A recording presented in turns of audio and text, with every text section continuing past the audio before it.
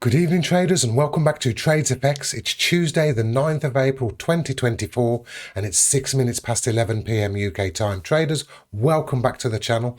Yes, come across, leave your boy a like, subscribe, check on the bell icon. All of that great YouTube stuff will help me to get this channel seen out there. But in the meantime, I'm just gonna talk to you about a potential trade. Now, it's a potential trade in a pair that you've already seen me take 300 pips out of to the short side. And we're talking about the Swiss franc Japanese yen. And it's actually a pair that I hardly really trade. But I saw this opportunity and you watch me take some pips out of this market. Now, if you remember from my previous analysis, I'm bullish this pair. I'm actually thinking we still got some more, even though we've been going up for a long time. I do believe we've still got some more up move to go. However, we've had a pause in that uptrend, and that's where I've been able to capture 300 pips. Now I'm waiting for price. Let me fatten this up. I could be totally wrong about this, but I'm waiting for price to do. It's already done this, but I actually think that it's got to do this, and it's at these levels down here that I'm going to be in, or even here maybe at this demand in the market, that I may become interested in buying up this market. But at the moment, I still think we've got some more. The down move isn't over, even though I've taken 300 pips here. I do think it's got to get to at least the demand in the market before I look to buy this up, and then start looking at the sentiment a bit closer. Now, this line here, if you remember from the previous videos, mark the low of the January. It's the low of the January bar, monthly bar, and as you can see now, price has settled. Let me just fatten this up. Price has settled on that bar and found support, but I still believe that price is going to break through. Now, as well as being sort of temporarily bearish because I'm playing this pattern, there's a couple of reasons I think that. Okay, first reason is this. If I take a fib expansion from this high to this low and back up in,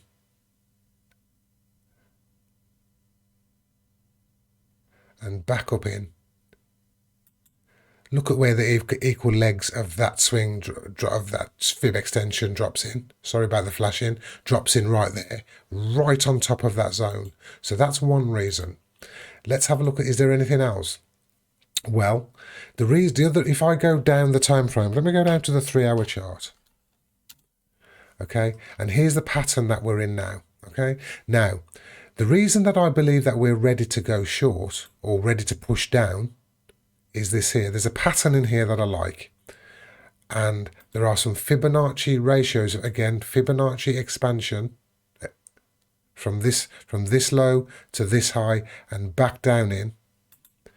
And look at where the equal legs lines up. Look at where the equal legs 127 fib expansion lines up. It's beautiful the way this market moves. Now, keep these two bars in mind, this bar here and this bar here. Now look at what's happened, traders. As prices wicked into that equal legs 127 and been rejected, prices then pushed back down, wicked back into it again and also been rejected. Two very bearish bars on the 3-hour chart. So what I'm looking to do here, if I can just move the price up, what I'm looking to do here is, no, I want to keep it big if I can. I'm looking to see if I can capture, maybe from somewhere up in here, another trade to the short side, to down to this level here, back down to the January lows. I'm not going to hold it. Well, we'll see. I may get there, and if it's strong enough, I may hold it and see what happens if we can get into the demand below the market. But I'm certainly going to look to at least take off some of the trade here, some of the market here, or some of the position here. So how am I going to enter? Well, I'm going to get a fib retracement, and I'm going to take a fib retracement of this bar.